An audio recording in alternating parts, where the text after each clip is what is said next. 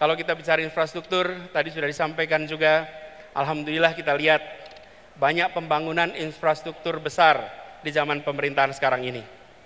Kita ambil contoh pembangunan jalan, tadi juga disampaikan pembangunan jalan. Media, ada tim jurnalis dari media Kata Data, ini mengumpulkan datanya. Izinkan saya kutip di sini.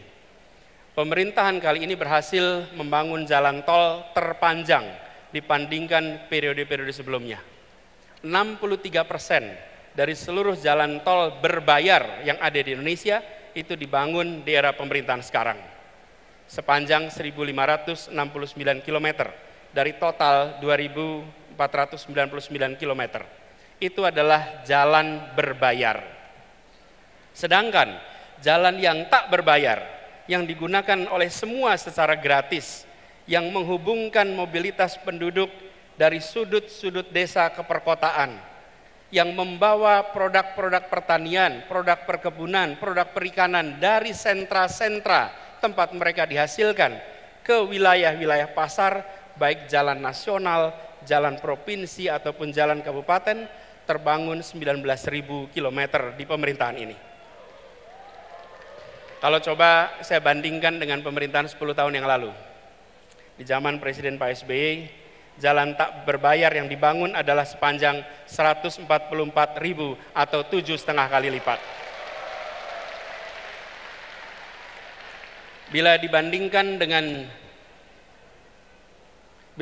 dengan jalan nasional, di pemerintahan ini membangun jalan nasional sepanjang 590 km. Di era 10 tahun sebelumnya 11.800 km. 20 kali lipat. Kita belum bicara mutu, kita belum bicara standar dan lain-lain. Kita bicara panjangnya. Kedua infrastruktur ini jelas diperlukan sama-sama.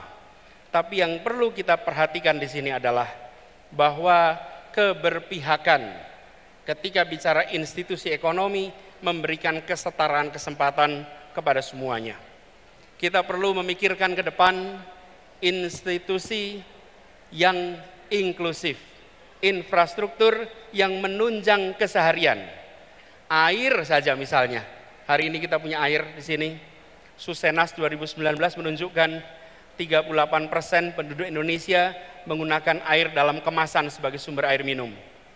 Kalau itu pilihan tidak apa-apa, tapi kalau itu keterpaksaan, maka negara harus hadir menyediakan infrastruktur mikro kecil yang dirasakan oleh seluruh rumah tangga di Indonesia. Kalau kita lihat datanya, sumur ada 21%, pompa air 16%, pipa hanya 10%. Ke depan kita perlu membangun institusi ekonomi inklusif yang memang belum tentu megah untuk difoto. Belum tentu menarik seperti jalan berbayar atau airport bandara yang megah. Tapi air yang mengalir di tiap rumah tangga, infrastruktur mikro di tiap rumah tangga, itu akan memberikan rasa kebahagiaan bagi seluruh rakyat Indonesia.